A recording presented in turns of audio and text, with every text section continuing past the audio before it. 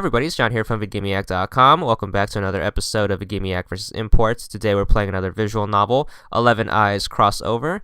So let's get started. So the first thing you want to do, as with any visual novel, is go into the options and change your configuration around. This will allow us to get through the game a lot smoother. So don't worry about the left column, worry about the right column, and you want to have the check marks in these exact check boxes. So make sure you move everything according to what I have on screen right here, and this will allow you to fast forward the game, as well as the game will be able to stop whenever there is a important choice to make. So start up a new game. You want to pick the first option, which kind of looks like a lunar eclipse, so make sure you do that. And then to fast forward, you need to hit right bumper, and that should fast forward you to the next choices. So for this first playthrough, we're going to split up the videos in chapters, so we can, not have to sit here for a bunch of hours. So pretty much the start of the video will start when you pop the achievement for that chapter, in case you're struggling to follow along, or if you get lost in between videos.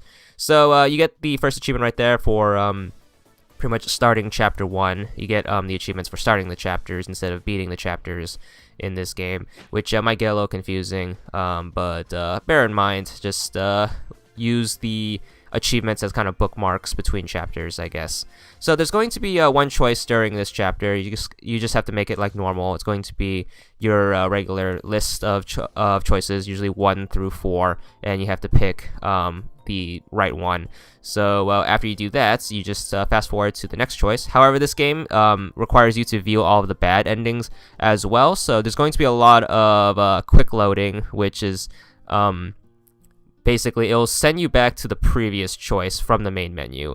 So pretty much we're going to make a choice, and then we're going to get to the bad ending, and then the game's going to kick us back to the main menu, and then you want to quick load, which will set you back to that same choice, and then you're going to make the opposite choice so you can continue the story. So that's a little confusing, but you'll get the hang of it pretty quickly, and you only really have to do it for this first playthrough, and this first playthrough is the longest. I think it takes about 2.5 hours, and which is why we're splitting it up into chapters, which are about 5 to 15 minutes, depending on what chapter it is.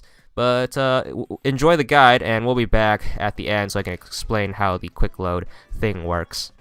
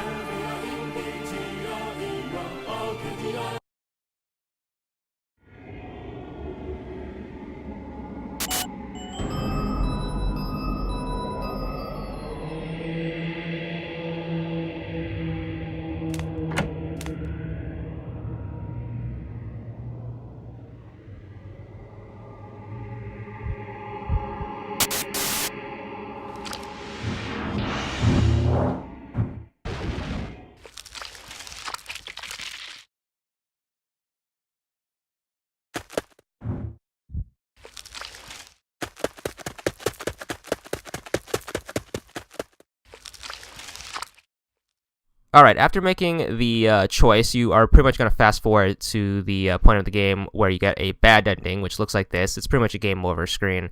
Alright, what you want to do from here is you want to go back to the main menu as the game kicks you out. Make sure you system save, by the way, so every time that box pops up, pick the left option, which is yes, I want to system save.